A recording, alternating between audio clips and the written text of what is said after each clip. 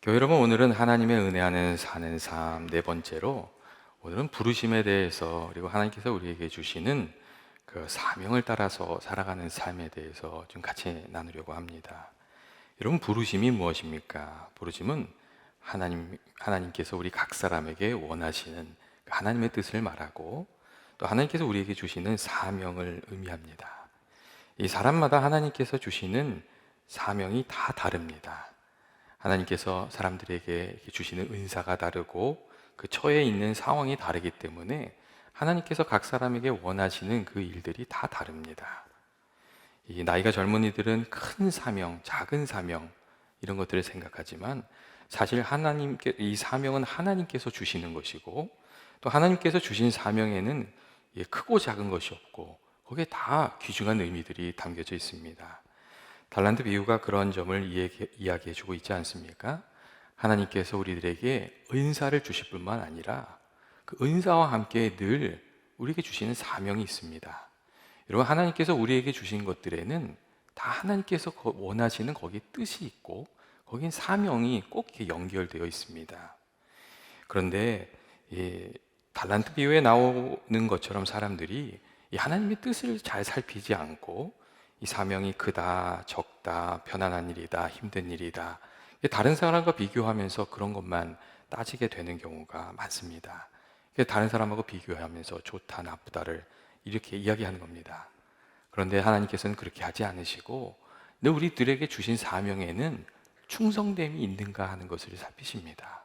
그게 큰 일이든 작은 일이든, 어떤 사람을 섬기든 일이든 거기에 충성됨이 있는가, 그걸 살피십니다.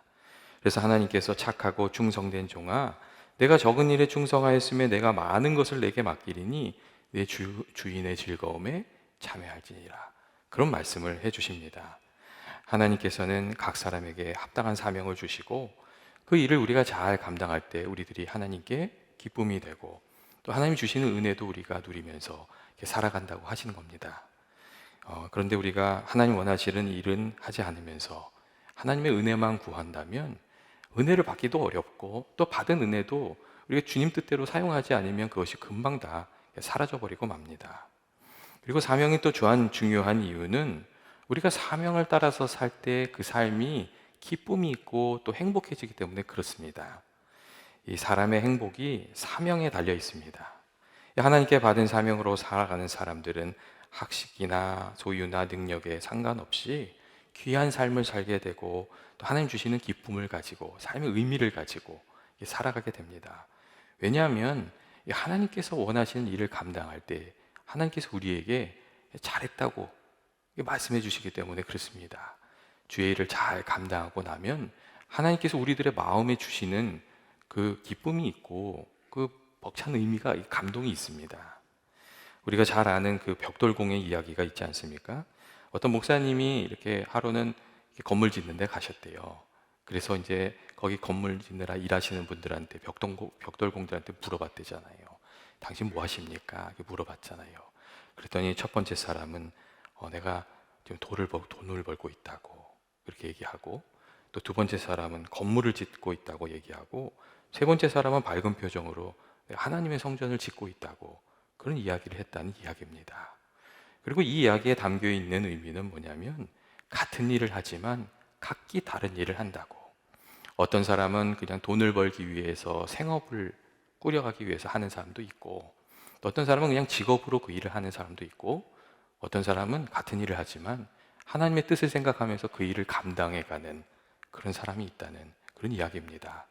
그리고 하나님께서 주시는 그 뜻을 살피면서 어떤 일이든 우리가 해갈 때 그 일이 하나님의 일이 되고, 그 안에 하나님이 주신 기쁨도 있고 삶의 의미도 있다는 그런 이야기가 해주고 있습니다.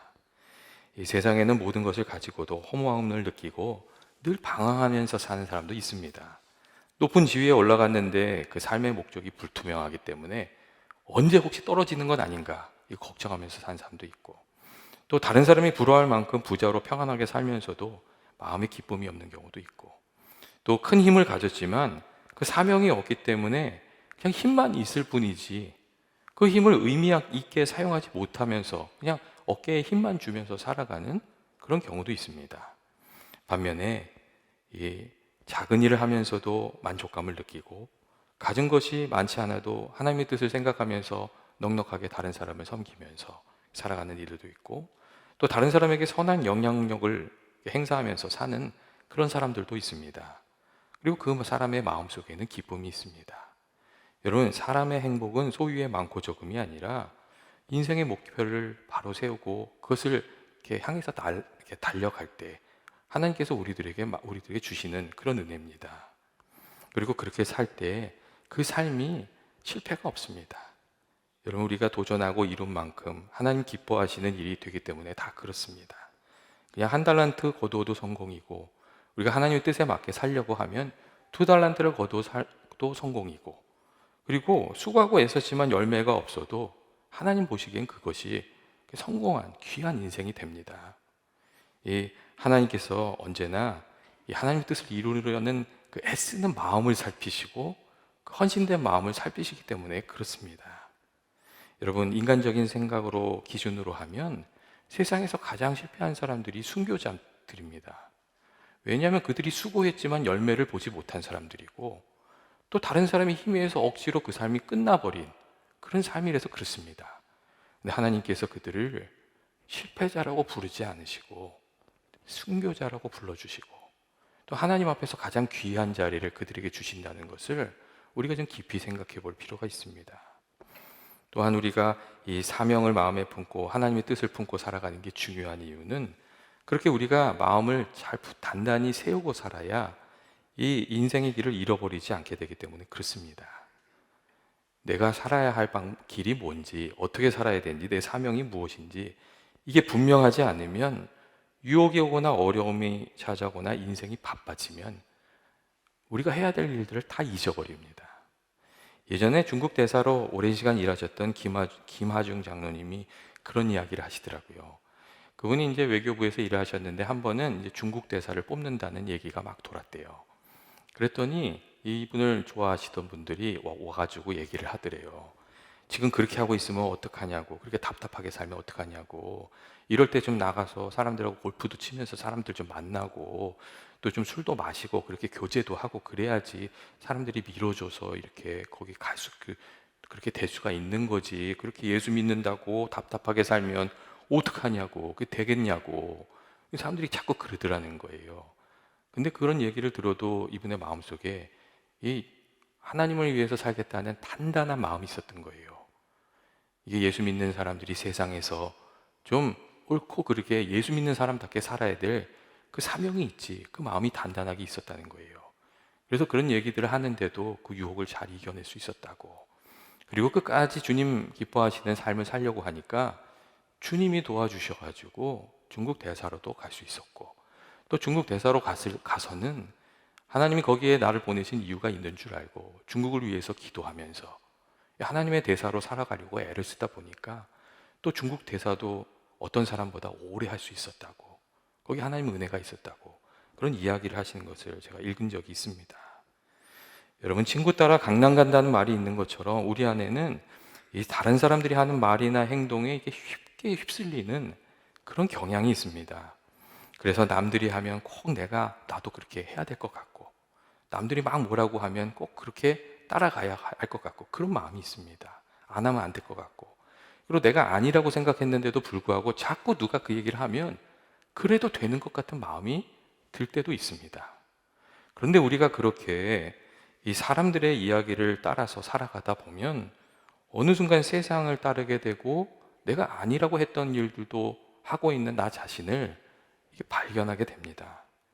여러분, 그래서 우리가 믿음의 길을 잘 가려면 늘 깨어서 기도하면서 하나님께서 내가 어떻게 살기를 원하시든지 좀 질문하면서 살아야 되고, 또 내게 주신 사명이 무엇인지를 좀 분명하게 말을 하면서 이렇게 좀 살아야 됩니다. 그래야 우리들의 삶을 지킬 수 있어서 그렇습니다.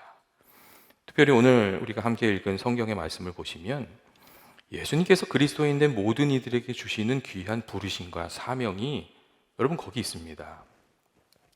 오늘 말씀을 보시면 예수님께서 너희는 가서 모든 민족을 제자로 삼아 아버지와 아들과 성령의 이름으로 세례를 붙들고 내가 너희에게 분비한 모든 것을 가르쳐 지키게 하라, 이런 말씀이 있습니다.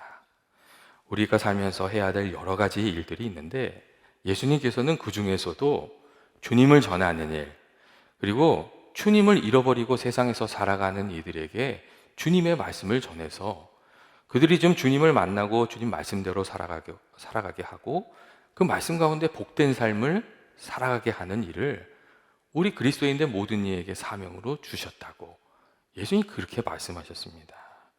세상에 하나님 잊어버리고 살아가는 이들이 많이 있는데 그들이 다시 하나님을 만날 수 있도록 도와주는 일, 디딤돌이 되어주는 일, 다리가 되어주는 일, 그리고 그들이 그 안에서 하나님 은혜를 누리면서 살아가게 하는 일, 그게 우리 사명이라고 그렇게 말씀해 주셨습니다. 이게 사람을 세우는 일, 사람을 복되게 하는 일, 그게 예수 믿는 사람들에게 주어진 그 사명입니다. 그렇기 때문에 내가 만난 사람이 나 때문에 교회도 나오게 되고 또 예수 믿는 사람들이 좀 좋게 보이고 또 이 예수 믿는 일이 기독교가 좋게 보이게 되면 여러분 그거는 괜찮은 겁니다. 그러면 우리가 사명대로 살아가고 있는 것이기 때문에 그렇습니다. 근데 반면에 나로 인해서 예수 믿는 사람들이 좀 싫어지고 교회가 좀 멀어지고 기독교에 대해서 정남이가 떨어지고 이런 말이 좀 나쁜 단어죠. 안 좋은 말이죠. 그리고 도대체 예수 믿는 사람들이 왜 그래? 그런 이야기들이 자꾸 나오게 된다면 여러분 우리가 좀 깊이 생각을 하고 우리 말과 행동을 좀 바꿔가야 됩니다. 예수님께서 누구든지 이 작은 자 중 하나를 실족하게 하면 차라리 연자 맷돌이 그 목에 달려서 깊은 바다에 빠뜨려지는 것이 나은 것이라고 그런 얘기를 하시기 때문에 그렇습니다. 특별히 우리가 자녀들 앞에서 믿음의 사람으로 살아가는 것이 정말 중요합니다. 이 이민교회의 연구 사례를 보면 이 이민교회를 다니는 자녀들 중에 그 교회 안에서 싸움이나 분쟁이나 이런 것들을 본 경험한 자녀가 퍼센트로 한 80%에 육박한다고 합니다. 그리고 그 후속 연구를 보면 그렇게 그런 분쟁을 보거나 겪은 자녀들은 그 나중에 믿음 생활을 잘 하지 못한다는 얘기가 많이 있습니다. 그렇기 때문에 이게 우리가 정말 자녀들 앞에서 우리가 먼저 참 믿음의 사람으로 살아가는 그 삶을 보여주는 게 참 중요합니다. 그리고 우리가 부지불식간에도 이 교회에 대해서 아니 교회의 리더들에 대해서 장로님들이나 아니 다른 성도들에 대해서 이 부정적인 이야기를 하는 거를 좀 주의할 필요가 있습니다. 아이들이 그걸 스쳐 듣는 것 같지만 그게 그 자녀들의 마음속에 이렇게 쌓여가지고 예수님을 섬기는데 그게 걸림돌이 되는 경우가 있어서 그렇습니다. 여러분 우리가 믿음 생활을 우리가 먼저 잘해야 될 그런 필요가 좀 있어요. 예전에 어르신들은 자녀들한테 그런 얘기 많이 하셨잖아요. 야, 너 이 다음에 우리 교회에 좋은 장로님이 좀 되라. 막 그런 얘기들 하셨어요. 근데 그래서요, 장로님이 되는 게 뭔지도 모르면서 마음속에 난 이 다음에 좋은 장로가 돼야지. 이렇게 교회를 사랑하면서 이렇게 큰 사람들이 많았거든요. 근데 요즘에는 어떤가요?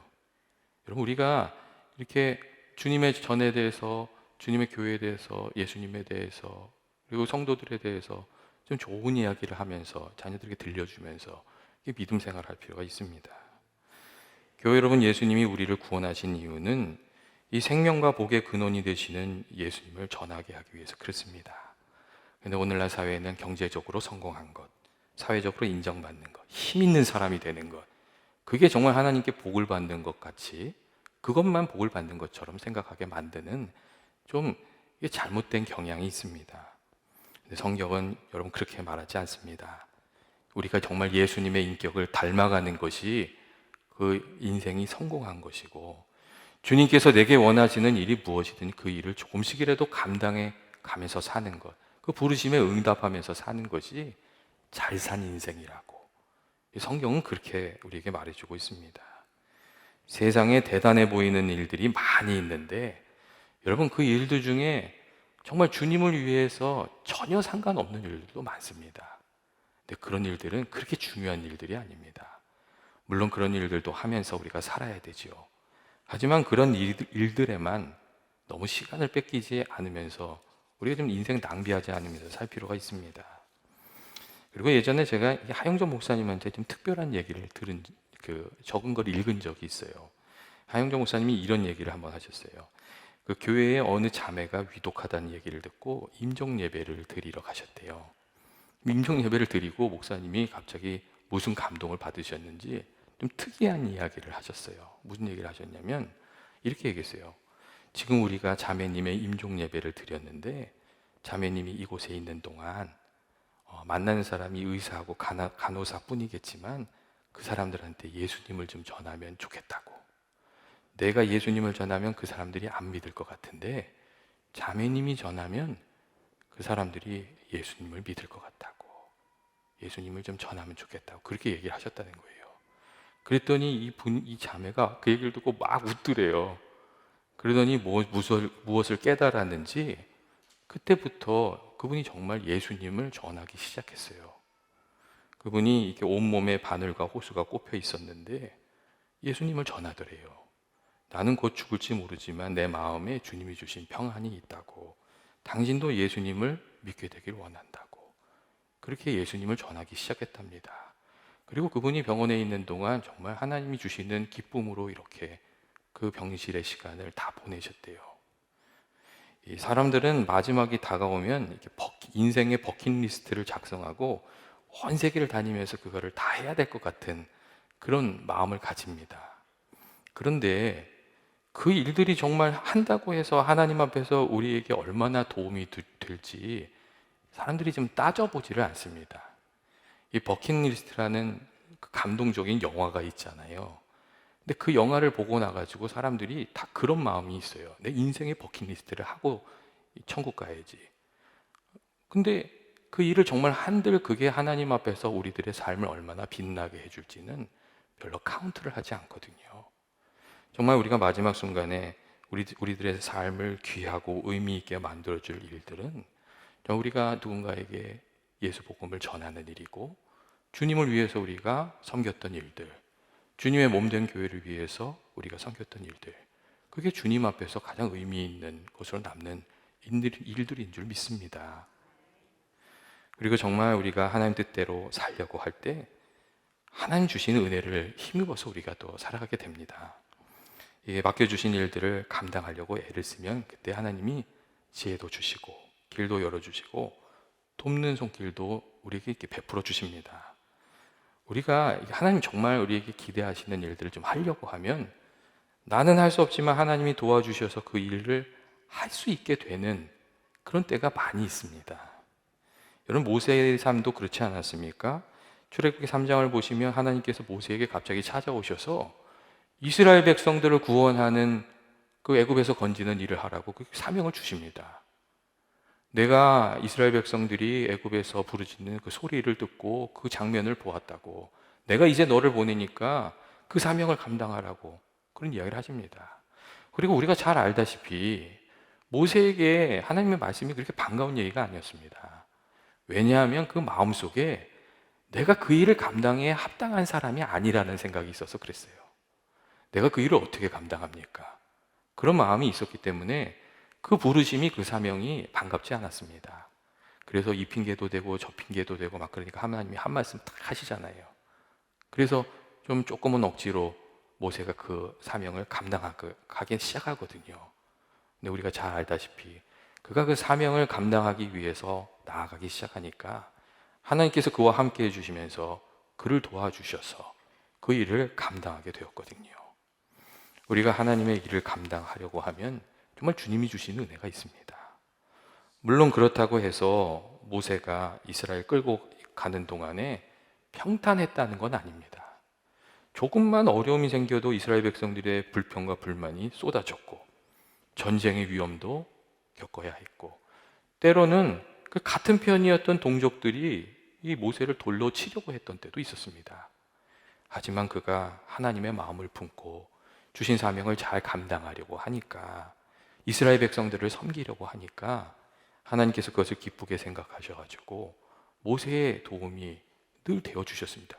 어려울 때마다 주님이 그를 다 건져주셨습니다. 그리고 그러한 점은 우리가 믿음의 길을 걸어갈 때도 여러분 마찬가지입니다. 우리가 이 주님 원하시는 뜻대로 그 사명을 따라 산다는 게 늘 기쁘고 감사하고 그러면 얼마나 좋겠어요. 근데 그렇지가 않습니다. 하지만 내 뜻이 아니라 하나님 뜻을 이루려고 하고 또 내 기분대로 하는 게 아니라 주님이 주신 사명을 이루려고 하면 그때마다 하나님께서 도와주셔서 그 일을 잘 감당하고 난 뒤에 주시는 은혜도 우리가 누리게 해주시는 그런 은혜가 있음을 우리가 믿으면서 살아가게 되기를 원합니다. 내게 맡겨주신 가족, 내게 허락해 주신 일터, 내가 허락해 주신 교회를 신실하게 섬기려 할 때마다 주님께서 부족한 우리를 이렇게 도우시는 거예요. 그래서 필릭스 브룩스 목사님이 이런 얘기를 했어요.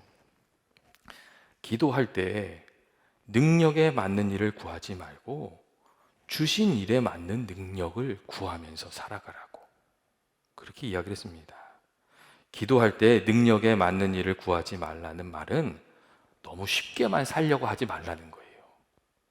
그리고 일에 맞는 능력을 구하며 살아가라는 말은 주님이 주신 그 사명을 감당하기 위해서 좀 부족함이 느껴지면 하나님께 은혜를 구하면서 살아가라고, 그렇게 은혜를 구하면서 살아가면 주님이 붙들어 주시는 은혜가 있다고, 그렇게 주님이 주신 능력으로 좀 살아가라고 그런 이야기를 해줬습니다. 여러분, 그리고 성경에 나오는 이들이 다 그렇게 살지 않았습니까? 다 주님께 간구하면서 은혜를 구하면서 이렇게 살았습니다. 여러분, 요셉도 그렇고 모세도 그렇고 느헤미야도 그렇고 다니엘과 세 친구들도 다 그랬습니다. 그들 자신은 부족하지만 하나님의 뜻을 이루겠다고 마음을 먹고 그 뜻을 살았습니다. 그러니까 하나님이 그들을 이렇게 도와주셨습니다. 요셉은 하나님 도와주셔서 정말 큰 기근이 올 때 그 만민을 구원하는 그런 사명을 감당하게 됐고, 또 모세는 이스라엘 백성들을 건져내는 사명을 감당했고, 느헤미야는 무너진 성벽을 다시금 세우는 그런 사명을 감당했습니다. 그리고 다니엘과 세 친구는 자신들을 포로로 끌고 간 그 땅에서 정말 하나님이 살아계시고 하나님이 참신이라는 것을 드러내는, 하나님을 이렇게 정말 분명하게 드러내는 아주 귀한 사역을, 그 사명을 감당하는 삶을 살았습니다. 그들이 정말 뜻을 세우고 어려울 때마다 기도하면서 나아갈 때에 주님이 주신 은혜가 있었던 겁니다. 여러분, 우리가 하나님의 은혜를 누리면서 살아가는 길이 어디 있습니까? 그것은 하나님의 뜻을 잘 분별하고 그 뜻을 내 사명으로 삼고 살아가는 데 있습니다. 저는 연합의 교우들이 주님이 원하시는 일을 위해서 막 기도하는 중에 기도의 문도 열리고 또 하나님과 깊은 교제도 경험하는 그런 귀한 은혜가 있게 되길 원합니다. 여러분, 정말 우리가 주님 뜻대로 살기를 원해서 기도할 때에는 주님 열어주시는 그 기도의 문이, 은혜가 있습니다.